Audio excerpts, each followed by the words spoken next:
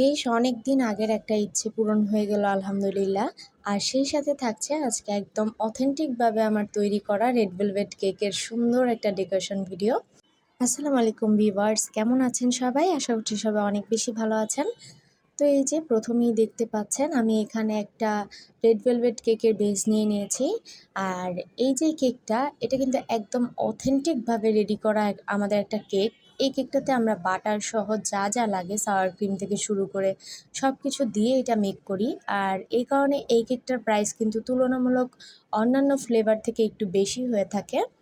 তো এই যে দেখেন আজকের এই কেকটা কিন্তু সফট ছিল, কিন্তু তার মানে এই না যে এটা স্পঞ্জি। একটা আছে স্পঞ্জ কেক, বাট রেড ভেলভেটের যে অথেন্টিকটা সেটা কিন্তু সবসময় এরকম ময়েস্ট টাইপেরই হয়, সেটা কিন্তু কখনোই স্পঞ্জ হয় না। তবুও আমি এখানে একটু সুগার সিরাপটা ব্যবহার করছি, কারণ ওই যে বলে না একটু মনের মধ্যে খুঁতখুঁতানি থাকে আর কি। যদিও এটাতে রেড ভেলভেট কেকটার মধ্যে আপনার অথেন্টিক যে কেকটা, এটার মধ্যে আপনার সুগার সিরাপ না দিলেও হয়, বাট আমি একটু দিয়েছি। আর এই যে লেয়ারে ক্রিমগুলো দেখতে পাচ্ছেন, এটা কিন্তু আমাদের সাধারণ যে শুধুমাত্র হুইপ ক্রিম দিয়ে আমরা করি সেই ক্রিমটা না। এটা হচ্ছে আমাদের একদম অথেন্টিকভাবে তৈরি করা ক্রিম চিজ দিয়ে কিন্তু যেই ক্রিমটা তৈরি করা হয় আর কি। মেনলি এটা রেড ভেলভেট কেকের জন্যই করা হয় সেই ক্রিমটা। তো সব মিলিয়ে দেখা যায় এই কেকের কস্টিংটা আমাদের বেশি পড়ে, তাই এই কেকের পাউন্ডের দামটাও বেশি। আর অনেকেই মনে করতে পারেন যে এত টাকা পাউন্ড কেন, মানে ভ্যানিলার থেকে দেখা যায় ডাবল হয়ে যায়। আহ, তখন আসলে তারা বুঝতে চায় না। আবার অনেক পেজেই আছে আমি দেখি 400 টাকায় রেড ভেলভেট, 500 টাকায় রেড ভেলভেট, 600 টাকায় রেড ভেলভেট। এটা কি আদৌ সম্ভব?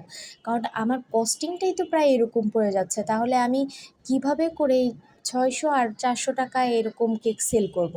তো যাই হোক, আমি তাদের কথা বাদই দিলাম। আমি আমার মতো করে সবসময় চিন্তা করি অথেন্টিকটাই আপনাদের সাথে শেয়ার করার জন্য, বা অথেন্টিক জিনিসটাই আপনাদেরকে প্রেফার করি যাতে আপনারা সেটাই পারচেস করেন। তো যাই হোক, তারপরেও অনেকের বাজেটের কারণে হয়তো বা সবসময় সবটা নেওয়া পসিবল হয় না, তার জন্য কিন্তু আমরা অপশন হিসেবে আমাদের যে রেড ভেলভেটের নর্মাল কেকটা, মানে যেটা হচ্ছে শুধুমাত্র হুইপ ক্রিম ফ্রস্টিং, সেটাও কিন্তু আমরা রেখেছি। তো যাই হোক, আপনারা চাইলে যদি গাজীপুরের মধ্যে থেকে থাকেন তাহলে কিন্তু আমাদের থেকে কেক পারচেস করতে পারেন। আশা করি আপনাদের কাছে ভালো লাগবে। তো এই যে এই কেকটা মূলত অর্ডার করেছিলেন আমার একজন রিপিট ক্লায়েন্ট। ওই আপুটা মূলত আমার থেকে এর আগে অনেকবার কেক নিয়েছে। আর আলহামদুলিল্লাহ গত বছর নিয়েছে, আপুটা এই বছরও নিয়েছে, সামনেও নাকি অনেকগুলো কেক নিবে। তো এই কেকটার রিভিউ আলহামদুলিল্লাহ আমি কিছুক্ষণ আগেই পাই। আপু বলেছে খুবই নাকি ভালো লেগেছে তাদের কাছে। তো যাই হোক, এটাই আসলে সবচেয়ে বড় পাওয়া। একটা কেকের রিভিউ যদি ভালো আসে তাহলে সেখানে আমার কোনো কষ্টই থাকে না। মানে মনে হয় কিছুই করিনি, এমনি এমনি চলে আসলো, এরকম একটা ব্যাপার। তো এই যে দেখেন, এখন কেন বলেছিলাম আমার অনেক দিনের একটা শখ পূরণ হয়েছে। আমি অনেক দিন ধরেই ভাবছিলাম যে আমি অনেকগুলো থিম নিয়েই কাজ করেছি, তবে ডক্টর থিমটা আমি কখনোই পাইনি। আমার কাছে না এটা নিয়ে খুবই আফসোস ছিল। দেখা গেছে এই ধরনের কেক তো আর শুধু শুধু বাসার জন্য বানানো যায় না, যেহেতু এগুলোতে আলাদা কস্টিং পড়ে, প্লাস কস্টিংয়ের চেয়ে বড় কথা এগুলো অনেক খাটুনি। আর নিজেদের জন্য দেখা যায় যে এত কষ্ট করে একটা কেক করি না আমি। হ্যাঁ, বাসায় যদি কখনো বানানো হয় তাহলে তো আমি না পারি ফিনিশিং দিয়ে শুধুমাত্র লেয়ারগুলোই কেটে খেতে। তো যাই হোক, এই যে এখন আমার পছন্দের সব টুলসগুলো বসিয়ে দিলাম। আপু একটা ছবি দিয়েছিল, তবে বলেছিল আমার মন মতো করে দেওয়ার জন্য। আমি সেভাবেই করছিলাম, আমার মন মতো করে আমি কিছু কিছু বানিয়ে নিয়েছি। আর এগুলো কি কি বলে আমি ঠিক জানি না, তবে একটা আমি ট্যাবলেট বানিয়েছি। আর ক্যাপসুলের মতো এগুলো কি ট্যাবলেট বানিয়েছে আমি নিজেও জানি না। আর হচ্ছে ওই যে ডক্টর প্রেশার, বা প্রেশার না সরি, এটা দিয়ে মনে হয় হার্টবিট চেক করে, এটার নামও আমি ভুলে গেছি যদিও জানতাম। আর ব্যান্ডেজ এগুলো দিয়ে দিয়েছে আর কি।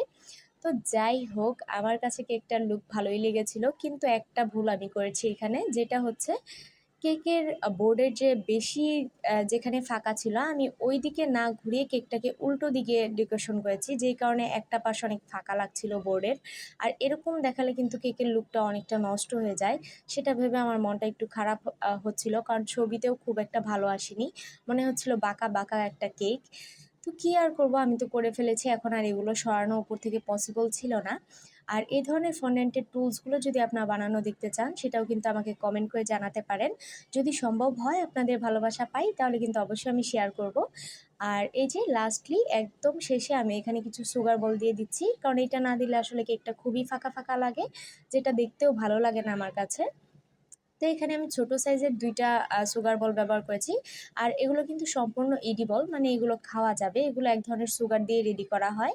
অনেকেই মনে করতে পারেন এটা নরমাল পুঁথি। আসলে এরকম কিছুই না। অনেকে জিজ্ঞাসা করেন, তাই আমি বলে দিলাম ভিডিওর মাধ্যমে।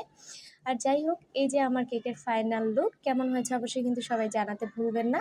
আজকের মতো বিদায় নিচ্ছি। সবাই সুস্থ থাকবেন, ভালো থাকবেন। আল্লাহ হাফিজ।